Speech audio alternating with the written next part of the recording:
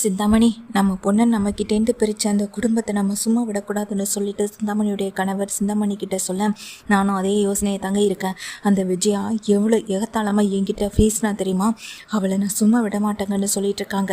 அதை கேட்டுட்டு அவருமே இப்போ என்ன பண்ண போகிறோன்னு சொல்லும்போது, அவள் உயிராக நினச்சிக்கிட்டு இருக்காளே அந்த மனோஜ், இந்த மனோஜ் அவளை விட்டு போகணும், அவளை விட்டு பிரிஞ்சு மொத்தமாக போகணும்னு சொல்ல, சிந்தாமணி என்ன சொல்கிற அப்படின்னு கேட்க, நம்ம பொண்ணு நம்ம விட்டு போன வழியை நம்ம அனுபவிக்கிற மாதிரி அவள் உயிராக நினச்சிக்கிட்டு இருக்க அந்த பையன் அவன் மனோஜ், அந்த மனோஜ் அந்த விஜயா விட்டு பிரிகிற வழி அவளுக்கு கிடைக்கணும். என்னதான் இந்த விஷயத்தை முத்துமேனன் செஞ்சிருந்தாலும் முத்துமேனன் செய்கிறதுக்கு முன்னாடி என்கிட்ட சவால் விட்டது அந்த விஜயா தானே. விஜயா தானே இந்த சொத்து பணம்னு எல்லாரையும் யாருக்காக சேர்த்து வைக்கிற? உன் பொண்ணுக்காக தானே சேர்த்து வைக்கிற. உன் பொண்ணே உன்னை விட்டு ஓடி போயிட்டானா இந்த சொத்து பணம்லாம் அனுபவிக்கிறதுக்கு யார் இருக்க போறான்னு என்கிட்ட எவ்வளோ ஏகத்தாளமாக பேசினான். அப்படிப்பட்டவளுக்கு நான் தான் சரியான தண்டனை கொடுத்தாகணும். முத்து மீனாவை காட்டிலும் எனக்கு இப்போ முதல் எதிரிப்படுறது அந்த விஜயா மட்டும்தான். விஜயாவை நான் சும்மா விட மாட்டேன்னு சொல்லி ரொம்ப கோவமாக ஆக்ரோஷமாக கத்திக்கிட்டு இருக்க சிந்தாமணியை கண்ட்ரோல் பண்ணி அமைதியாக தண்ணி கொண்டு வந்து கொடுத்து உட்கார வைக்கிறாங்க. அந்த நேரத்தில் சிந்தாமணியும் இப்போ என்ன பண்ண போகிறேன்னு சொல்லிட்டு அவங்க வீட்டுக்காரவங்க சிந்தாமணிக்கிட்ட கேட்க, என்ன பண்ணுறதுன்னு யோசிக்கணும். அந்த மனோஜ் இனி அந்த விஜயா கூட இருக்கக்கூடாதுன்னு சொல்லிட்டு நினச்சிட்டு இருக்காங்க. இதனால் என்ன பண்ணணும்னு யோசிக்கிறவங்களுக்கு ஒரே ஒரு விஷயம் மட்டும்தான் தோணுது, பேசாமல் அவனுடைய ஷோரூமை மொத்தமாக இங்கே முடியலாமா அப்படின்னு சொல்லிட்டு கேட்க, அவனுடைய ஷோரூமை மொத்தமாக சாத்துறதுன்னா அது நடக்காத விஷயமாச்சே. ஏன்னா அது இவ்வளோ சாதாரணமாக விஷயம் இல்லை, அதுக்கு ரொம்ப டைம் ஆகும். அவனுடைய பொருள் எதுவும் தரமில்லைன்னு சொல்லிட்டு நம்ம நிரூபிக்கிறதுக்கு ரொம்ப டைம் ஆகும்னு சொல்கிறாங்க. ஆனால் ஏதாவது ஒன்று பண்ணணுங்க நினச்சிட்டு இருக்கும் போது அவங்களுக்கு ரோஹிணியுடைய யோசனை வருது. ரோஹிணிக்கு கால் பண்ணுறாங்க இங்கே சிந்தாமணியும். ரோஹிணி கால் அட்டன் பண்ண, சொல்லுங்கள் ஆண்டி அப்படின்னு சொல்லும்போது, சிந்தாமணி உடனே ரோஹிணி கிட்ட, நான் உங்ககிட்ட ஒரு முக்கியமான விஷயத்தை பேசணுமா, கொஞ்சம் வீட்டுக்கு வர முடியுமான்னு சொல்லிட்டு கேட்க, சரிங்க ஆண்டி நான் வந்துடுறேன்னு சொல்லிட்டு கால் கட் பண்ணுறாங்க. உடனே இங்கே ரோஹினியுடைய அம்மா வந்துட்டு கேட்குறாங்க, எங்கடி கிளம்பிட்ட அப்படின்னு சொல்லி கேட்க, இங்கே கிருஷிக்கு வேற தலைவலி அதிகமாக இருக்குது, ஹாஸ்பிட்டல் கூட்டிகிட்டு போகணும், இப்போ நீ அவங்கள பார்க்க கிளம்புறேன்னு சொல்கிறேன்னு சொல்லிட்டு கேட்குறாங்க. இல்லைம்மா முக்கியமான விஷயமா சொல்லிட்டு தான் ஆண்டி கால் பண்ணியிருக்காங்க, என்ன இதுன்னு போய் நான் பார்த்து பேசிட்டு வரமான்னு சொல்லிட்டு கிளம்ப, முதல்ல அவங்க கூட இவ பேசிக்கிட்டு இருக்கதான் பெரிய பிரச்சனையே. அவங்க கூட மட்டும் இவ பழகாமல் இருந்தால் இவ பாட்டுக்கு அவள் வேலையை பார்த்துக்கிட்டு இருந்த கொஞ்ச நாள் அந்த வீட்டில் இருக்கவங்களே மனசிறங்கி வந்து ரோஹிணி கிட்ட பேசியிருந்திருப்பாங்க. இவ தேவையில்லாமல் ஏதாவது பண்ண போய் தான் பிரச்சனை பெருசாகிட்டே இருக்குன்னு நினச்சிட்டு இருக்காங்க. இங்கே லட்சுமியும் கிருஷை கூட்டிகிட்டு ஹாஸ்பிட்டல் போகலான்னு முடிவெடுத்து அவங்க ஒரு பக்கம் கிளம்பவும் செய்கிறாங்க. ரோஹிணியை கூப்பிட்றதுனால சிந்தாமணி வீட்டுக்கு ரோஹிணி போக, சொல்லுங்க ஆண்டி என்ன விஷயம்னு சொல்லி கேட்க, நடந்ததை நானும் கேள்விப்பட்டேன், எனக்கும் அதெல்லாம் கேட்குறப்போ மனசுக்கு சிரமமாக தான் இருந்துச்சு. முத்துவும் மீனாவும் இந்த அளவுக்கு பழி வாங்குவாங்கன்னு நினைக்கவே இல்லைன்னு சொல்ல, முத்து மீனா மட்டும் இல்லை நீ நினச்சிட்டு இருக்க உங்கள் வீட்டு ஆண்டி அந்த விஜயா வந்தான்னு சொல்ல, விஜயா ஆண்டிமா அப்படின்னு சொல்லி கேட்க, ஆமாம் அந்த வீட்டில் அவளுக்கு தான் ரொம்ப சந்தோஷம், என் பொண்ணு அந்த சத்யாவை கல்யாணம் பண்ணிக்கிட்டதில் அவளுக்கு தான் ரொம்ப ரொம்ப சந்தோஷம்னு சொல்லிட்டு இருக்காங்க. இப்போ என்ன ஆண்டி பண்ண போகிறீங்க, ஏதாவது ஹெல்ப் வேணுமான்னு சொல்லி கேட்க, நீ அந்த மனோஜ்கிட்டேருந்து டிவோர்ஸ் கொடுக்கலான்னு முடிவு பண்ணலை அப்படின்னு கேட்க, ஆமாம் ஆண்டி ஆமாம், நீ எதுக்கு இந்த முடிவு எடுத்த, மனோஜ் கூட சேர்ந்து வாழலான்னு தான் நினச்சேன், இப்போ எதுக்காக நீ மனோஜை விட்டு பிரியணுன்ற ஒரு முடிவு எடுத்த அப்படின்னு சொல்லி கேட்குறாங்க. அதுக்கு ரோஹிணியும், இல்லை ஆண்டி இதுக்கு மேலே என்னால் அவன்கிட்ட போராட முடியலைன்னு சொல்லும்போது, என்னம்மா எனக்கு நீ ஒரு ஹெல்ப் பண்ணணும்னு சொன்னல, அதுக்கு நீ எனக்கு என்ன ஹெல்ப் பண்ணணும்னு நான் சொல்கிறேன்னு சொல்கிறாங்க. என்ன ஆண்டின்னு சொல்லிட்டு கேட்குறாங்க ரோஹிணி. அதுக்கு ஒன்னே விஜயா பற்றிட்டு விஷயத்த சொல்கிறாங்க. அது உன்னால் மட்டும்தான் முடியும்னு சொல்ல, ஆண்டி அப்படின்னு கேட்குறாங்க. ஆமாம்மா நீ அவனுக்கு டிவோர்ஸ் கொடுக்கக்கூடாது, டிவோர்ஸ் கொடுத்துட்டேன்னா அவன் ஈஸியாக இதுலேருந்து வெளியே வந்துடுவான், அதுக்கு பிறகு விஜயா நினச்சதான் நடக்கும், நீ அந்த மனோஜுக்கு டிவோர்ஸ் கொடுக்கக்கூடாது அப்படின்னு சொல்ல, அவன் அந்த 5 லட்சம் பணத்தை கொடுத்துட்டு எங்கிட்ட இந்த டிவோர்ஸ் வாங்கணும்னு சொன்னானேன்னு சொல்ல, நீ என்ன இப்போ வாக்கு கொடுத்து அதே போல் நடந்துக்கணும்னு அவசியம் இருக்கான்னு, கோர்ட்டில் போயிட்டு மாற்றி பேச, என்னால் டிவோர்ஸ் கொடுக்க முடியாதுன்னு சொல்ல அப்படின்னு சொல்கிறாங்க. இதை கேட்ட உடனேயே ரோஹிணி யோசனை பண்ணியபடி இருக்க, மனோஜ் உன் கூட சேர்த்து வைக்க வேண்டிய பொறுப்பு இனி எனக்கு இருக்குன்னு சொல்லும்போது, சரிங்க ஆண்டி ஓகே அப்படின்னு சொல்லிட்டு அங்கேருந்து கிளம்புறாங்க. அதுக்கு பிறகு அங்கே சிந்தாமணியுடைய கணவர் வந்துட்டு கேட்குறாங்க, என்ன சிந்தாமணி நீ பாட்டுக்கு அந்த பொண்ணு கூட அந்த பையனை சேர்த்து வச்சிடறான்னு சொல்கிறேன், ஆனால் என்கிட்ட ஒன்று சொன்னேன்னு சொல்ல, போருங்க இந்த சிந்தாமணியோடைய ஐடியா என்ன உங்களுக்கு தெரியல, போக போக புரியும், இப்போ தானே நீங்கள் இங்கே புதுசாக வந்திருக்கீங்க, ஆனால் எனக்கு இந்த விஷயம் புதுசு கிடையாதுன்னு சொல்லிட்டு சிந்தாமணி கிளம்பி உள்ளே போக அவர் யோசனை பண்ணியபடியே இருக்காங்க. இன்னொரு பக்கம் ரேகா பார்த்தியானே இவங்க சந்தோஷமான வாழ்க்கை வாழ ஆரம்பிக்கணும்னு முடிவு பண்ணிட்டு இருக்காங்க. இங்கே தான் முத்து மீனானு சந்தோஷப்பட்டுட்டு இருக்கேன்.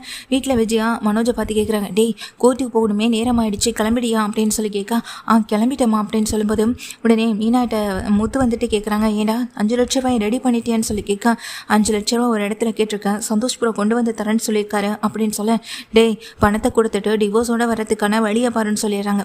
உடனே மனோஜ் வந்துட்டு சரின்னு சொல்லிட்டு அங்கேருந்து கிளம்புறாங்க. ஆனால் கோர்ட்லேருந்து ஒரு ஃபோன் வருது, அந்த பொண்ணு மாற்றி பேசுகிற மாதிரி இருக்குது அப்படின்னு கிருஷ்ணவேணி வந்துட்டு கால் பண்ணுறாங்க. அந்த கிருஷ்ணா வந்துட்டு கால் பண்ண உடனேயே இங்கே மனோஜுக்கும் விஜயாவுக்கும் அப்படியே பகிர்ந்து தூக்கி போடுது. என்ன மேடம் சொல்கிறீங்கன்னு கேட்க, ஆமாப்பா இப்போ தான் அவங்க தரப்பு வைக்கல எனக்கு ஃபோன் பண்ணி விஷயத்த சொன்னாங்க. ஃபஸ்ட்டு வந்துட்டு டிவோர்ஸ் கொடுக்குறதா சொல்லியிருந்தா, ஆனால் இப்போ டிவோர்ஸ் கொடுக்க முடியாதுன்னு சொல்கிறாங்கன்னு சொல்ல, என்னடா அவளுக்கு என்ன தாண்டா வேணுமா, 5 லட்சம் பணத்தை நம்ம தான் திரும்ப தரோன்னு சொல்லிட்டோம்ல, டிவோர்ஸ் கொடுத்துட்டு போகிறத விட்டுட்டு திரும்ப திரும்ப பிரச்சனை உண்டு பண்ணிகிட்டே இருக்கா அப்படின்ற மாதிரி இங்கே விஜயாவும் நினச்சிட்டு இருக்காங்க. இதனால் கோவம் விஜயாவுக்கு வருது அந்த ரோஹிணி மேலே. அந்த நேரத்தில் தான் இங்கே ஹாஸ்பிட்டலுக்கு போயிட்டு வந்ததுக்கு பிறகு வீட்டில் வந்துட்டு தான் பேரனோட இருந்துகிட்டு இருக்கும்போது தான் ரோஹிணி கால் பண்ணுறாங்க. ரோஹிணி நான் வெளியே போயிட்டுருக்கேம்மா அப்படின்னு சொல்லிட்டு கால் கட் பண்ணிடுறாங்க. ரொம்ப நேரம் ஆகுது அவங்க வீட்டுக்கு வரவே இல்லை. இதனால் பயந்து போன உடனேயே அவங்க வந்துட்டு ஒரு பக்கம் தேட ஆரம்பிக்கிறாங்க. இன்னொரு பக்கம் வித்யாவை கால் பண்ணுறாங்க. வித்யாவும் வீட்டுக்கு வராங்க. சொல்லுங்கம்மா என்னாச்சு, ரோஹிணி கால் பண்ணிங்களா? நானும் கால் பண்ணி பார்த்தா அவள் அட்டன் பண்ணவே இல்லை. ஆமாம் அவள் எங்கே இருக்கதா சொன்னா அப்படின்னு சொல்லி கேட்க, நேற்று எங்கள் கூட ஹாஸ்பிட்டலுக்கு தாம்மா கிளம்புனா, கிளம்பும் போது அந்த சிந்தாமணி ஃபோன் பண்ணி வர சொன்னதுனால சிந்தாமணியை பார்க்கணும்னு சொல்லிட்டு அவள் வீட்டிலேருந்து கிளம்பி போனா. அதுக்கு பிறகு ஒரு மாதிரியாவே தான் இருந்தா. என்ன ஏதுன்னு கேட்டப்போ கூட அவன் எங்ககிட்ட விஷயத்தையே சொல்லலை. இன்னைக்கு காலையிலேயும் கிளம்பி வெளியே போனா, ஆனால் இன்னும் வீடு வந்து சேரலை. ஃபோன் பண்ணாலும் எடுக்க மாட்டான். அந்த சிந்தாமணிக்கு கால் பண்ணிங்களாமான்னு வித்யா கேட்க, கால் பண்ணி பார்த்தம்மா ஆனால் அவங்களும் எடுக்க மாட்டாங்கம்மா அப்படின்னு சொல்லிட்டு இருக்கும்போதே சிந்தாமணிக்கிட்டேன்னு ஃபோன் வருது. உடனே லட்சுமி கால் அட்டன் பண்ணி, ஹலோ அம்மா நான் தான் இங்கே ரோஹிணியுடைய அம்மா பேசுகிறேன். ரோஹிணி அங்கே எதுவும் உங்களை பார்க்க வந்தாளா? அவள் காலையிலேருந்து ஆளை காணும் அப்படின்னு சொல்ல, இல்லையே அவள் என்னை தேடி வந்து நேற்று தான் நான் அவளை பார்த்தேன் பேசினேன், அதுக்கப்புறமா நான் அவளை பார்க்கலைன்னு சொல்லிட்டு இங்கே சிந்தாமணி சொல்கிறாங்க. சரிம்மா என்ன ஏதுன்னு பார்க்குறேன்னு சொல்ல, அதுக்கு சிந்தாமணியும் சரி நானும் என்ன ஏதுன்னு பார்க்க சொல்கிறேன், பசங்களை விட்டு ரோஹிணி எங்கே இருக்கான்னு பார்க்க சொல்கிறேன்னு சொல்லிட்டு ஃபோனை வச்சிடறாங்க. ரோஹிணியும் இங்கே எங்கே இருப்பா என்னன்னு எதுவுமே தெரியாமல் நினச்சிட்டு இருக்காங்க. இங்கே வீட்டில் வந்து பதட்டத்தோடு இருக்காங்க. இன்னொரு பக்கம் கிருஷி அம்மா எங்கன்னு அழுதுட்டு இருக்கும்போது வித்யாவும், அம்மா கவலைப்படாமல் இருங்கம்மா, நிச்சயமாக ரோஹிணி எங்கேயும் போயிருக்க மாட்டா, அவள் ஏதாவது மனசுடைஞ்சு போய் எங்கேயாவது போயிருப்பான், இல்லைனா மகேஸ்வரி வீட்டில் கூட நான் போய் பார்த்துட்டு வரேன்னு சொல்லிட்டு மகேஸ்வரி வீட்டுக்கு கிளம்பி வித்யா போகிறாங்க. அங்கே போனாலும் ரோஹிணி வரலன்ற விஷயம் தெரியுது. அப்போ தான் அங்கே டிரைவிங்காக வந்த முத்துவும் மீனாவும் இங்கே பார்க்கவும் செய்கிறாங்க வித்யாவை. ஹலோ வித்யா என்ன பண்ணிட்டு இருக்கீங்க இங்கே அப்படின்னு சொல்லிட்டு பக்கத்தில் வராங்க. மீனா ஒன்றும் இல்லை மீனா, ரோஹிணியை காணோன்னு சொல்லி அவங்க அம்மா ரொம்ப பதட்டப்பட்டாங்க. கூடவே கிருஷும் ரொம்பவே ஃபீல் பண்ணா. அதனால தான் நான் இங்கே மகேஸ்வரி வீட்டில் இருப்பாளோன்னு நினச்சி பார்க்க வந்தேன். ஆனால் மகேஸ்வரி வீட்லேயுமே ரோஹிணி இல்லை.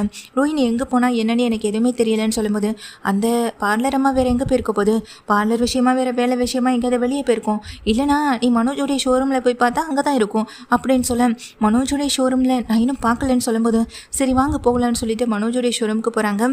என்னடா ஏதாவது வேணுமா என்ன, ஏதாவது கஸ்டமர் கூட்டிகிட்டு வந்தியான மனோஜ் கேட்க, அதெல்லாம் ஒன்றும் இல்லை அம்மா அந்த பார்லர் அம்மா இங்கே வந்துச்சான்னு சொல்லி கேட்க, அவள் இங்கே வரல அப்படின்னு சொல்கிறாங்க. கோர்ட்டு விஷயமா எதுவும் போனியா அப்படின்னு சொல்லி கேட்க, கோர்ட்டுக்கு தான் நானும் போகலான்னு முடிவு பண்ணி கிளம்பணும். நானும் அம்மாவும் அவள் டிவோர்ஸ் கொடுக்கலான்ற விஷயம் தெரிஞ்சதுக்கு பிறகு ஏதாவது பேசி பார்க்கலான் தான் நினச்சிட்டு போனோம், ஆனால் அவங்க வரல அப்படின்னு சொல்கிறாங்க. என்னடா சொல்கிறேன்னு கேட்க, ஆமாம் அவள் மட்டும் வந்திருந்தானா டிவோர்ஸ் வாங்கியிருக்கலாம் நானும் நினச்சேன், ஆனால் அப்படி எதுவுமே நட்டு இங்கே மனோஜ் சொல்லிட்டு இருக்காங்க.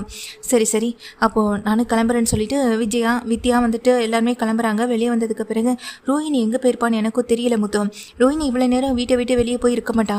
முக்கியமாக அவங்க அம்மா கிட்டே கிறிஷ்கிட்டே பேசாமலும் இருக்க மாட்டா. அட்லீஸ்ட் எனக்காவது ஃபோன் பண்ணி பேசுவா. இப்படி ஃபோன் பண்ணாமல் ரொம்ப நேரம் இருந்ததில்ல. எனக்கு என்னமோ சம்திங் ராங்காக இருக்கும்னு தோணுது முத்து அப்படின்னு சொல்ல, என்னங்க ஏங்க இப்படி பேசுகிறீங்கன்னு அங்கே முத்துவும் கேட்குறாங்க. மீனாவும் கேட்குறாங்க. இல்லை முத்து அவள் ரொம்ப ஃபீல் பண்ணிட்டு இருந்தா. அன்றைக்கி கூட அவகிட்ட நான் பேசுகிறதுக்காக வீட்டுக்கு போனேன். அப்போ கூட நான் அவகிட்ட சொன்ன விஷயம், எப்படியாவது மனோஜுக்கு டிவோர்ஸ் கொடுத்துரு, அதுதான் உன் வாழ்க்கைக்கு நல்லதுன்னு நானும் சொன்னேன். அப்போ கூட அவள் அமைதியாக இருந்தா. எப்போதுமே கத்தி ஆர்ப்பாட்டம் பண்ணுற எங்கள் ரோஹிணி என்கிட்ட இன்றைக்கி அமைதியாக தான் இருந்தா. எதையுமே கத்தி பேசலை, கோவப்படலை, எதையுமே சொல்லலை, ரொம்ப அமைதியாக தான் அவள் இருந்தா அப்படின்னு சொல்கிறாங்க. இதெல்லாம் கேட்டுக்கிட்டு முத்துவும் மீனாவும் ஒருத்தர் மாற்றி ஒருத்தர் பார்த்துக்கிட்டே இருக்காங்க. கொஞ்ச நேரத்துலையே எங்கள் முத்துவும், சரி அப்போ நான் வெளியே போயிட்டு வரேன் மீனா, நீ வீட்டுக்கு போயிட்டு வரலன்னு சொல்ல நான் பார்த்துக்குறாங்கன்னு சொல்லிட்டு மீனா இங்கேருந்து கிளம்புறாங்க. முத்துவுக்கு வந்துட்டு என்ன பண்ணுறதுனே புரியலை. அந்த பார்லரமாக அப்படி எங்கே தான் போயிருக்கும்னு நினச்சி யோசனை பண்ணிட்டு இருக்கும்போதே வீட்லேருந்து ஃபோன் வருது. ஃபோன் அந்த கையோட அவசரமாக வீட்டுக்கு ஓடுறாங்க. முத்துவும் என்னாச்சு அப்படின்னு சொல்லிட்டு வீட்டுக்கு போயிட்டு முத்து கேட்குறாங்க. அப்போ தான் விஜயா வந்துட்டு, இதே இங்கே மனோஜை கைது பண்ணிட்டு போயிட்டாங்களா அப்படின்னு சொல்லும்போது, மனோஜியா ஏன் என்னாச்சு அப்படின்னு சொல்லி கேட்க, அந்த பார்லர்காரியை காணுமா, அந்த பார்லர்காரியை காணணும்னு சொல்லி அந்த சிந்தாமணியும் அவங்க அம்மாவும் போலீஸ் ஸ்டேஷனில் கம்ப்ளைண்ட் கொடுத்துருக்காங்க. இப்போது கோர்ட்டில் கேஸ் போயிட்டு இருக்கிறதுனால கண்டிப்பாக இவன் தான் ஏதாவது பண்ணியிருக்கணும், இங்கே டிவோர்ஸ் கொடுக்கலன்ற கோபத்தில் ஏதோ பண்ணியிருக்கணும்னு சொல்லிட்டு கம்ப்ளைண்ட் கொடுத்துருக்காங்க, அதனால தான் இங்கே இப்போ கைது பண்ணிட்டு போயிருக்காங்க அப்படின்னு சொல்ல இதை கேட்ட உடனே முத்து அப்படியே அதிர்ந்து போகிறாங்க. மனோஜ் அப்படிப்பட்டவன் கிடையாது, அவன் செய்யக்கூடியவனும் இல்லை, நிச்சயமாக இதுக்கு பின்னாடி வேறு ஏதோ இருக்கணும் அப்படின்னு சொல்லிட்டு இங்கே முத்துவும் சொல்ல, எப்படியாவது அவனை வெளியில் கூட்டிகிட்டு வந்துருங்கடா, எனக்கு ரொம்ப பயமாக இருக்குன்னு அங்கே விஜய் அழுக. அம்மா பதட்டப்படாதீங்கம்மா, நானும் ரவியும் போய் என்ன ஏதுன்னு பார்த்துட்டு வரோன்னு நேராக ஸ்டேஷனுக்கு போகிறாங்க. அங்கே மனோஜ் வந்துட்டு போலீஸ் ஸ்டேஷனுக்குள்ளே இருக்கட்டே நான் எதுவுமே பண்ணலடான்னு சொல்ல, முதல்ல இங்கே வாங்கன்னு போலீஸ் கூப்பிடும்போது பக்கத்தில் போகிறாங்க. சார் அவன் அந்த மாதிரி தப்பெல்லாம் எதுவுமே பண்ணியிருக்க மாட்டான், ஃபஸ்ட்டு அந்த பார்லரம்மா எங்கே போயிருக்குன்னு கண்டுபிடிங்க, அதுவும் போய் எங்கேயாவது ஒழிஞ்சுக்கிட்டு இந்த மாதிரி கம்ப்ளைண்ட் கொடுக்க வச்சிருக்கோம், இங்கே மனோஜ் மேலே இருக்க கோவத்தில் இல்லை எங்கள் அம்மா மேலே இருக்க கோவத்தில் கூட இப்படி பண்ணியிருந்துருக்கலாம்னு சொல்கிறாங்க. இங்கே காணாமல் போன பொண்ணு எப்படி சார் வந்து கம்ப்ளைண்ட் கொடுக்க முடியும், முதல்ல அந்த பொண்ணு எங்கே இருக்குன்னு உங்கள் அண்ணனை சொல்ல சொல்லுங்கள், இல்லைனா நடக்கிறதே வேற, அடுத்து நாங்கள் இந்த உண்மையை எப்படி வாங்குவோமோ அப்படி தான் வாங்க வேண்டியது இருக்குன்னு சொல்ல, சார் முதல்ல அந்த பொண்ணு எங்கன்னு அப்படின்னு சொல்லும்போதே அவங்க அம்மா வந்து அழுகிறாங்க. இங்கே நின்றுக்கிட்டு இருக்க இங்கே ரோஹினியோடைய அம்மாவை பார்த்தோன்னே, அம்மா என்ன ஆச்சுமா அப்படின்னு சொல்லிட்டு கேட்குறாங்க. என் பொண்ணு நேற்று 2 காணப்பா முத்து, இப்போ வரைக்கும் அவன் எங்கே இருக்கான்னு தெரியல, கிருஷி வேற அம்மா எங்கன்னு கேட்டு அழுதுகிட்டே இருக்கான், அவனை பார்த்தாலும் எனக்கு கஷ்டமாக இருக்குல்லப்பா அப்படின்னு சொல்லும்போது கிருஷை பார்க்குறாங்க. டே கிருஷ், அம்மா இதுவும் உங்ககிட்ட சொன்னாங்களான்னு சொல்ல, நான் அம்மாவை நேற்று ஹாஸ்பிட்டல் போகும்போது பார்த்தேன், அதுக்கப்புறம் அம்மாவை நான் பார்க்கவே இல்லைன்னு சொல்லிட்டு இங்கே கிருஷ் ரொம்ப அழுதுட்டு இருக்காங்க. பார்லரம்மா அப்படி அங்கே எங்கே தான் போயிருக்கும்னு நினச்சி ரொம்ப வருத்தத்தோடு இருக்காங்க. அப்போ தான் இங்கே சிந்தாமணி வராங்க. சிந்தாமணி இங்கே ரோஹினியுடைய அம்மாவுக்கு பக்கத்தில் வந்து துணையாக நிற்க, ஆமாம் ரோஹினி மூலமாக ஏதாவது தெரிஞ்சுதா அப்படின்னு சொல்லி கேட்க, நிச்சயமாக தெரிஞ்சிடும், நீங்கள் கவலைப்படாமல் இருங்கன்னு சொல்லி அவங்களே சொல்லிட்டு ஆறுதல் படுத்திட்டு, சார் என்னாச்சு அவனை அடித்து விசாரிச்சிங்களா, காணாமல் போனது எனக்கு ரொம்ப வேண்டப்பட்ட பொண்ணு, இந்த கேஸில் கொஞ்சம் சிவியர் ஆக்ஷன் எடுங்க அப்படின்னு சொல்ல, காணாமல் போன பொண்ணை இவன் என்ன வேணாலும் செஞ்சுருக்கலாம் அப்படின்னு சொல்லிட்டு இருக்காங்க. இதெல்லாம் கேட்டுக்கிட்டு இருக்க முத்து சந்தேகத்தோட வெளியே வந்து ரவிக்கிட்ட, எனக்கு என்னமோ இது எல்லாமே சிந்தாமணியுடைய வேலை தான் இருக்குன்னு தோணுது, சிந்தாமணியுடைய கஸ்டடியில் தான் அந்த ரோஹினி இருக்கணும், ஒன்று சிந்தாமணி சொல்லி ஒளிஞ்சிருக்கணும், இல்லை சிந்தாமணியை ரோஹினியை அடைச்சி வச்சிருக்கணும், ரெண்டில் ஏதோ ஒன்று நடந்திருக்கணும், நாம தான் எப்படியாவது அந்த ரோஹினியை கண்டுபிடிக்கணும் அப்படின்னு சொல்ல, ஆமாம் முத்து, நாம அவங்க பொண்ணு ரேகாவை சத்யாவுக்கு தெரியாமல் கல்யாணம் பண்ணி வச்சோல்ல, அந்த கோவத்தில் தான் எல்லாமே பண்ணுறதா தோணுதுன்னு சொல்ல, அதுக்கே ஏண்டா மனோஜை காயப்படுத்தணும் அப்படின்னு சொல்லிட்டு இருக்காங்க. எனக்கும் அதான் எதுவும் புரியலைன்னு சொல்லிட்டு இங்கே ரவியை பேசிக்கிட்டு இருக்காங்க. ரவியை முத்துவும் வீட்டுக்கு போகிறாங்க. அங்கே விஜய் ஓடி வந்து பார்க்குறாங்க. வாசலில் மனோஜை காணுனது, எங்கடா அவன் அப்படின்னு சொல்லி கேட்க, அவனை இன்னும் போலீஸ் ஸ்டேஷனில் விடலாமா, நம்ம போய் கேட்டால் எப்படி விடுவாங்க, வக்கீலை நாங்கள் பார்த்துருக்கோம், வக்கீலை நாங்கள் பார்த்து பேசிட்டு வந்திருக்கோம், நான் கொஞ்சம் நேரத்தில் ஸ்டேஷனுக்கு போகணும்னு சொல்ல, நானும் கூட வரேன்னு சொல்கிறாங்க. அப்பா எனக்கு என்னமோ இது சிந்தாமணியுடைய வேலையாக இருக்குமோன்னு எனக்கு தோணுதுப்பான்னு சொல்லிட்டு முத்து வந்து பக்கத்தில் நிற்க, என்னடா முத்து சொல்கிறேன்னு கேட்க, ஆமாப்பா அது எல்லாமே இந்த சிந்தாமணியுடைய வேலைன்னு தான் எனக்கு சந்தேகமாக இருக்குன்னு சொல்லிட்டு முத்துவும் சொல்கிறாங்க.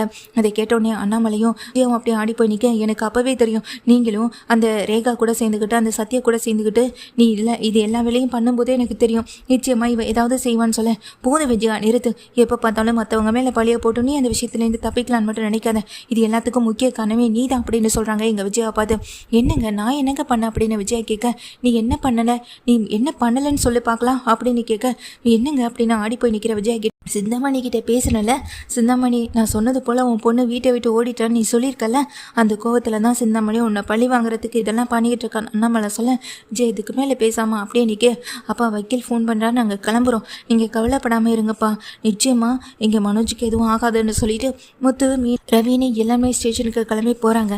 ஸ்டேஷனில் அங்கே போலீஸ் ஸ்டேஷனில் வக்கீலை கூட்டிகிட்டு போயிட்டு வந்து பேசும்போது அவங்க சொல்கிற ஒரே விஷயம் என்னென்னா, அந்த பொண்ணு எங்கே இருக்கான்னு சொல்லிடுங்க, அதுக்கப்புறம் நாங்களே இவனை விட்டுற போகிறோம். இப்போ என்னடா பண்ணுறது, வக்கீல் வேற இப்படி சொல்லியும் போலீஸ் ஸ்டேஷனில் விடமாட்டேன்னு சொல்கிறாங்க, அந்த ரோஹினி எங்கே இருக்கான்னு நமக்கு எப்படி தெரியும்னு சொல்லிட்டு மீனாவும் பேசிக்கிட்டு இருக்கும்போது ரேகா சொல்கிறாங்க, எனக்கு ஒரு விஷயம் ஞாபகத்துக்கு வருதுன்னு சொல்கிறாங்க. என்னம்மான்னு சொல்லி கேட்க, இல்லை எப்படியுமே எங்கள் அம்மா சம்மந்தப்பட்ட விஷயமா தான் இருக்கணும், நீங்கள் சொல்கிற மாதிரி இந்த குடும்பத்தை பழிவாங்கன்னு நினச்சி கூட அம்மா இதெல்லாம் பண்ணியிருந்திருக்கலாம், ரோஹினி அவங்க கஸ்டடியில் இருக்காங்கன்னா எனக்கு தெரிஞ்ச இடத்துல தான் அம்மா அவங்கள கொண்டு வச்சுருந்துருக்கணும், ஏன்னா ஏற்கனவே அவங்க பண்ணிக்கிட்டு இருக்க தொழில் பிடிக்காம தான் அப்பா அவங்கள விட்டு பிரிஞ்சு வெளியே வரவும் செஞ்சாங்க, நிச்சயமாக அந்த இடத்துல தான் அவங்க இருக்கணும் எனக்கு கன்ஃபார்மாக தெரியும்னு ரேகா சொல்கிறாங்க. இப்போ எப்படிங்க ரேகா சொல்கிற அந்த இடத்துக்கு நாம் போகிறதுன்னு சொல்லிட்டு கேட்க, நிச்சயமாக அந்த இடத்துக்குள்ளே யாரையும் அலோவ் பண்ண விட மாட்டாங்க இந்த சிந்தாமணி, அப்படி நாம் போகணும்னு நினச்சாலும் முடியவே முடியாதுன்னு சொல்ல, அப்போது பேசாமல் நான் போகிறேன்னு ரேகா சொல்கிறாங்க. ரேகா சொன்ன விஷயத்தை கேட்ட உடனேயே, இப்போது நீங்கள் போனால் பெரிய பிரச்சனை வராதுன்னு ரேகா கிட்ட இங்கே பக்கத்தில் ஸ்ருதி ரவின்னு எல்லாமே கேட்கும்போது, எனக்கு எந்த பிரச்சனையும் வராதுன்னு தான் தோணுது, நான் போகிறேன், நான் போய் இந்த பிரச்சனையை முடிச்சு வைக்கிறேன்னு ரேகா சொல்லும்போது, இல்லைம்மா உன்னை தனியாக அனுப்பி வைக்க எங்களுக்கு மனசு கேட்க மாட்டுது, கூட நாங்களும் வரோம் அப்படின்னு மீனாவும் முத்துவும் சொல்கிறாங்க. சரி வாங்கன்னு ரேகா ரேகாவை கூட்டிகிட்டு இப்போ 3 பேருமே அங்கேருந்து கிளம்பி போக இங்கே ஆட்கள் எல்லாருமே சுற்றி நிற்கிறாங்க. அப்போ நிச்சயமாக ரோஹிணி இங்கே தான் இருக்கணும் அப்படின்ற ஒரு முடிவை எடுக்கவும் செய்கிறாங்க. ரோஹிணியை எப்படியாவது நம்ம அவங்கக்கிட்டே இருந்து காப்பாற்றினா தான் மனோஜையும் காப்பாற்ற முடியுன்ற ஒரு எண்ணம் எங்கள் முத்துவுக்கு மீனாவுக்கு வருது.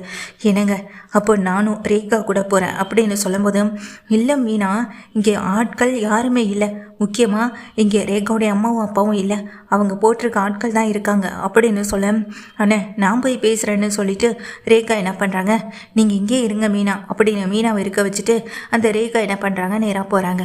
போன ரேகாவோ, நீங்கள் எங்கம்மா இங்கேன்னு சொல்லிட்டு அவங்க ஆட்கள் எல்லாரும் கேட்க, அம்மா தான் என்னை இங்கே அனுப்பி வச்சாங்கன்னு சொல்ல, எல்லா ஆட்களும் சந்தேகத்தோடு ஒருத்தர் மாற்றி ஒருத்தர் பார்த்துக்கினேன். என்னை சந்தேகத்தோடலாம் பார்க்க வேணாம், அம்மா என்ன அந்த வீட்டுக்குள்ளே போகணுன்னு தான் இவ்வளோ பெரிய பிளான் பண்ணினாங்க. ஏன்னா அந்த வீட்டில் இருக்கவங்க அந்த வீடு அம்மாவுக்கு வேணுன்றது உங்களுக்கு தெரியும்ல. அம்மா இவ்வளோ நாள் கஷ்டப்பட்டது எதுவுமே வீணாக போகவே கூடாது. அது ஏன்றது உங்களுக்கு தெரியும்ல. அந்த வீடு கைவிட்டு போன வருத்தத்தில் அம்மா இருந்தாங்க. அப்போ தான் அம்மா என்கிட்ட சொன்ன பிளான் படி நான் சத்யாவை கல்யாணம் பண்ணிக்கிட்டு அந்த வீட்டுக்குள்ளே போகணுன்றது. ஆனால் இது பொய்யான கல்யாணமே தவிர்த்து உண்மையான கல்யாணம் கிடையாது. இன்னுமே எங்கள் மேரேஜ் ரிஜிஸ்ட்ரேஷன் கூட ஆகாமல் தான் இருக்குது. சரி, அம்மா இந்த விஷயத்தை வெளியே சொல்லக்கூடாதுன்னு சொன்னதுனால தான் நானும் இந்த விஷயத்தை பற்றி பேசாமல் இருந்தேன். தயவு செஞ்சு இப்போ என்னை உள்ளே விடுங்க. நான் அவங்க மூலமாக ஒரு காரியத்தை சாதிக்க வேண்டியது இருக்குது. எனக்கு அவங்க மூலமாக ஒரு உண்மையை தெரிய வேண்டியது இருக்குது. அந்த வீட்டை எங்கள் பேரில் எழுதி வைக்கிறதுக்கு கிடைக்கிற ஒரே வாய்ப்பு இது மட்டும்தான். அதுவும் மனோஜ் மட்டும்தான். மனோஜ் அவங்க அப்பாவுடைய சைனை நல்லா போடுவார்னு உங்களுக்கும் தெரியும்ல. அம்மாவும் இந்த விஷயம் எல்லாமே தெரிஞ்ச விஷயம் தானே. போலீஸ் ஸ்டேஷன் வரைக்குமே அந்த மனோஜ் போன விஷயம் உங்களுக்கு தெரியும். அந்த மனோஜ் மூலமாக தான் இப்போ அந்த சைனையும் நாங்கள் வாங்க போகிறோம். இதுக்கு முதல் இங்கே அத்தியாயமே இந்த ரோஹிணி தான். இப்போ என்னை உள்ள விட முடியுமா முடியாதான்னு சொல்லி கேட்கல. அம்மாவுக்கு நானே கால் பண்ணுறேன், நீங்களே பேசுங்கன்னு சொல்ல, இல்லைம்மா பரவாயில்ல நீங்கள் போங்க அப்படின்னு வந்திருக்க அந்த ஆட்கள் வந்துட்டு இங்கே ரேகாவை உள்ளே விடுறாங்க. ரேகாவும் சரின்ட்டு உள்ளே போனால் ரோஹிணி கட்டப்பட்ட நிலமையில் இருக்க. உடனே ஓடிப்போன ரேகா அந்த கட்டலை அவங்கள்ட்ட விடவும் செய்கிறாங்க. இப்போ எப்படியாவது இங்கேருந்து தப்பிக்கணும், நீங்கள் இங்கே தான் இருக்கீங்கன்றதை நான் கண்டுபிடிச்சிட்டேன். வெளியில் முத்து, மீனானு, ஸ்ருதி, ரவினா எல்லாமே இருக்காங்க. நம்ம இங்கேருந்து தப்பிச்சே ஆகணும் அப்படின்னு அங்கே ரேகா சொல்லும்போது, தப்பிக்கிறதுக்கு வழி இப்படி உங்கள் அம்மா பண்ணுவாங்கன்னு நான் நினச்சி கூட பார்க்கல. என்னை கொலை பண்ணுறது தான் அவங்களுடைய பிளான். என்னை கொலை பண்ணிவிட்டு அந்த பழைய தூக்கி மனோஜ் மேலே போட்டு மனோஜ் நிரந்தரமாக ஜெயிலுக்குள்ளே வச்சு அதை விஜயாண்டிக்கிட்டே இந்த பிரித்து அவங்க குடும்பத்துக்கு மேலே மேலே கஷ்டத்தை கொடுக்கணுன்றது அவங்க அம்மாவுடைய பிளான் அப்படின்னு சொல்லும்போது எல்லாமே எங்களுக்கு தெரியும். அதனால தான் நாங்கள் ஓடி வந்தோம், உங்களுக்கு எதுவும் ஆயிடக்கூடாதுன்றதுக்காகன்னு சொல்லிட்டு அங்கே ரோஹிணியை வந்துட்டு வெளியே கூட்டிகிட்டு வராங்க. என்னம்மா இவங்களை வெளியே கூட்டிகிட்டு போகிறீங்கன்னு சொல்ல, அம்மா உடனே இடத்த மாற்ற சொன்னாங்க. இங்கே சுற்றி நின்று இங்கே ஆட்கள் வந்துட்டு கண்காணிச்சிட்டே இருக்கதா சொன்னாங்க, அதனால தான் அப்படின்னு சொல்லும்போது, அம்மா ஏதாவது வண்டி நான் பார்த்துக்கிறேன், நீங்கள் இங்கே இருங்க. மற்றவங்களுக்கு பொறுத்த வரைக்கும் ரோஹிணி இங்கே தான் இருக்காங்கன்ற மாதிரி விஷயம் தெரிஞ்சாகணும். ஏன் அம்மா வந்து கேட்டாலுமே ரோஹிணி இங்கே தான் இருக்கான்னு நீங்கள் அம்மா கிட்டே சொல்லணும் அப்படின்னு சொல்ல, அம்மா கிட்டேயும் நாங்கள் எதுக்கு பாப்பா போய் சொல்லணும்னு சொல்ல, ஏன்னா இந்த சுச்சுவேஷன் அப்படி சுற்றி இருக்கவங்க எல்லாருமே அம்மாவை ஃபாலோ பண்ணிகிட்டு இருக்காங்க. அம்மாவுடைய ஃபோன் மூலமாக கூட அம்மாவை ஃபாலோ பண்ணுவாங்க அப்படின்னு அடி முட்டாளிகள் கிட்ட வந்துட்டு ரேகா சொல்ல, சரிங்கம்மா நாங்கள் பார்த்துக்குறோன்னு சொல்லும்போது ரேகா ரோஹிணியை கூட்டிகிட்டு அங்கேருந்து கிளம்புறாங்க. பரவாயில்ல, நீ நல்ல புத்திசாலியான பொண்ணாக தான் இருக்கன்னு முத்து பாராட்டவும் செய்ய ரோஹிணியை நேராக போலீஸ் ஸ்டேஷனுக்கு கூட்டிகிட்டு போ. அங்கே நின்றுக்கிட்டு இருக்க அந்த சிந்தாமணியும் அவங்க சிந்தாமணி பக்கத்தில் இருக்க ரோஹிணியுடைய அம்மாவும் நிற்கிறாங்க. நேராக பக்கத்தில் போகும். என்னப்பா நாங்கள் இதுக்கு மேலே பொறுத்திருக்க முடியாதுன்னு சொல்லும்போது, சார் இன்னும் கொஞ்ச நேரத்தில் எப்படியாவது ரோஹிணியை கண்டுபிடிச்சிடலாம், நானே ஆட்களை தேட சொல்லியிருக்கேன்னு சொல்லும்போது தான் ரோஹிணிக்காக ஏன் வெயிட் பண்ணிகிட்டு இருக்காங்கன்னா, ரோஹிணியை மொத்தமாக போட்டு தள்ளுறதுக்கு இங்கே அந்த ஆட்களை ஏற்பாடு பண்ணி அந்த இடத்துக்கு அனுப்புறதுக்காக முயற்சி பண்ணிகிட்டு இருக்காங்க. நிச்சயமாக கொஞ்ச நேரத்தில் அவள் செத்துட்டா இந்த மாதிரி கூவத்தில் கிடக்கா, அங்கே கிடக்கிற இங்கே கிடக்கிறான்னு ஒரு ஃபோன் கால் வரும். அதுக்கப்புறமா இந்த மனோஜ் சிக்கிடுவான் அப்படின்னு நினச்சி சந்தோஷப்பட்டு நின்றுட்டு இருக்கேன். இங்கே சிந்தாமணிக்கு பெரிய அதிர்ச்சியை கொடுக்குற விஷயம்னா அங்கேருந்து இங்கே வர இந்த ரோஹிணி தான். ரோஹிணியை பார்த்த அதிர்ச்சியில் என்ன பண்ணுறது தெரியாமல் நின்றுக்கிட்டு இருக்காங்க இங்கே இந்த சிந்தாமணி. கொஞ்ச நேரம் கூட யோசிக்கலாம். அங்கே இருக்க அந்த போலீஸ்லாம் வச்சுருக்க அந்த லத்தியை எடுத்து பயங்கரமாக அடிக்கிறாங்க சிந்தாமணி. வலி தாங்க முடியாமல் கத்தி கதற. ஒரு பக்கம் எங்கள் ரோஹிணியை எவ்வளோ பேர் தடுத்தாலும் எங்கள் ரோஹிணியை கண்ட்ரோல் பண்ண முடியலை. அந்தளவுக்கு கோவம் வந்து அவங்கள போட்டு அடிக்கவும் செய்ய. என்னம்மா என்னாச்சு அப்படின்னு போலீஸ் ஸ்டேஷனில் கேட்கும்போது, என்னை கடத்தி வச்சு என்னை கொலை பண்ண முயற்சி பண்ணது இந்த சிந்தாமணி தான். அந்த பழியை தூக்கி மனோஜ் மேலே போட்டு மனோஜ்கிட்டேருந்து அவங்க அம்மாவை பிரித்து இப்படி ஏகப்பட்ட பிளானை இந்த சிந்தாமணி வச்சுருக்கிறதுனால தான் என்னை இப்போ உள்ளே கொண்டு போய் அடைச்சி வச்சுருந்தாங்க அப்படின்னு சொல்லிட்டு இங்கே இங்கே சொல்லவும் செய்கிறாங்க. ரோஹிணி சொன்ன விஷயத்தை கேட்டதும் போலீஸ் மட்டும் இல்லை மற்றவங்களை அதிர்ந்து போக உடனே சிந்தாமணி அடிபட்டு கிடந்தாலும் கைது பண்ணி உள்ள ஸ்டேஷனுக்குள்ளே அடைக்கவும் செஞ்சிடறாங்க. வெளியே வந்து மனோஜ் விடவும் செய்கிறாங்க. மனோஜ் உனக்கு ஒன்றும் இல்லையன்னு சொல்லிட்டு கேட்க மனோஜ் எதுவுமே பேசாமல் நிற்கிறாங்க. தெரியும் மனோஜ், நீ என்கிட்ட இந்த எதிர்பார்க்கறது உன்னுடைய விவகாரத்தை மட்டும் தானே, நிச்சயமாக அதை நான் உனக்கு தரேன் அப்படின்னு வந்து சொல்லவும் செஞ்சிடறாங்க. இதனால் மனோஜுக்கு வந்துட்டு டிவோர்ஸ் கிடைக்கணும் அப்படின்ற மாதிரி கன்ஃபார்ம் ஆகிடுது. ஆனால் அதே நேரத்தில் எங்கள் மனோஜ் அங்கே நிற்கிற முத்து, மீனா, ஸ்ருதி, ரவின்னு எல்லாருமே பார்க்க எனக்கு ஒரு கஷ்டம்னா ஓடி வந்து நிற்கிற உங்களை மாதிரியான ஒரு உடன்பிறப்பு கிடைச்சது நினச்சி நான் சந்தோஷப்படுறேன், என்னை மன்னிச்சிருங்கன்னு எல்லார் காலையும் விழுந்து பொதுவாக மன்னிப்பு கேட்குறாங்க எங்கள் மனோஜும். இங்கே ரோஹிணியும் செஞ்ச தப்புக்கு தண்டனை என்னென்னா தனக்கு டிவோர்ஸ் கிடைக்கிறதே பெரிய விஷயந்தான், நிச்சயமாக அந்த டிவோர்ஸ்க்கு நான் ஒத்துக்கிறேன், உங்ககிட்டேருந்து எனக்கு டிவோர்ஸ் கிடைக்கிறத கூட நான் ஒரு அதை பாவம் மன்னிப்பாக தான் நான் நினச்சிக்கிறேன் அப்படின்னு சொல்லிடுறாங்க. இங்கே ரோஹிணியும் மொத்தத்தில் இந்த பிரச்சனைக்கு ஒரு முடிவு கிடைச்சிருது. அதே நேரத்தில் சிந்தாமணி உள்ளே போகவும் செஞ்சிடறாங்க. ரேகாவும் அம்மாவை பார்த்து இனிமேல் இந்த மாதிரியான விளையாட்டை எங்கேயுமே வச்சுக்காதீங்கம்மா, அப்படி அதையும் மீறி வச்சுக்கிட்டிங்கன்னா இனி உங்கள் பொண்ணு கூட உங்களுக்கு ரொம்ப எதிரான ஒரு சாட்சியாவோ இல்லை உங்கள் பொண்ணை உங்களை கொலை பண்ணுற அளவுக்கு கூட போகவும் முடியும்னு அங்கே ரேகாவை மிரட்டிட்டு தான் ஸ்டேஷன்லேருந்து வெளியே போகிறாங்க. தான் அப்பாவையும் பார்த்து மறைச்சிட்டு கடைசி நிமிஷம் வரைக்கும் இங்கே கூட இருந்து எல்லாருக்கும் உதவி செஞ்ச ரேகாவை முத்து, மீனான்னு பாராட்டி சத்யா கூட அனுப்பி வைக்கிறார். அதே வேளையில் வீட்டுக்கு மனோஜோட வந்து நிற்கிறத பார்த்த முத்துவையும் ரவியையும் பார்த்து சந்தோஷப்படுறாங்க. 3 பேருக்குமே ஆரத்தி எடுத்து உள்ளே வரவேற்கிறாங்க. எங்கள் விஜயாவும் 3 பேரும் உள்ளே வந்த கையோட இதே மாதிரி நீ எப்போயும் இருந்தால் போதும் விஜயா, 3 பசங்களையும் ஒரே மாதிரி நீ நினைக்கணும்னு ஆசைப்பட்டேன், அந்த மாதிரி நீ நினச்சாலே போதும் விஜயான்னு சொல்லும்போது விஜயாவும் சரிங்கன்ற மாதிரி கண்ணால் கண்ணீர் கொட்டும் போது அதே சிரிப்போட இங்கே மனோஜ், ரவி, அந்த முத்துன்னு 3 பேருமே தன்னுடைய தோல் மேலே அணைச்சிக்கவும் செய்கிறாங்க. 3 பேருக்கும் இப்போ தான் முகமுடிக்க சந்தோஷமாகவும் இருக்குது. அதே போல் வீடும் நிறைஞ்ச மாதிரி இருக்குது.